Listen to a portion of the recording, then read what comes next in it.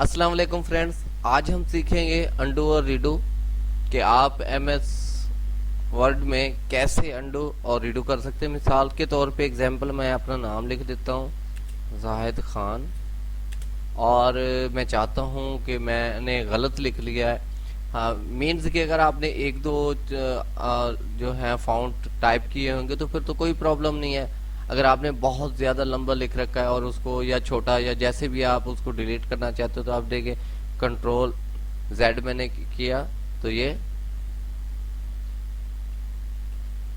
देखिए मैंने जाहिर लिखा और मैंने अब इसको कंट्रोल जेड किया तो ये चला गया। अब मैं चाहता हूँ कि ये वापस आ जाए तो मैं कंट्रोल वाई करता हूँ तो आप देख सकते हैं कि ये आ गया। अब मैं कुछ और एग्जांपल के तौर पे लिख देता हूँ कराची मैंने लिख दिया है, या मैं लाहौर लिख देता हूँ।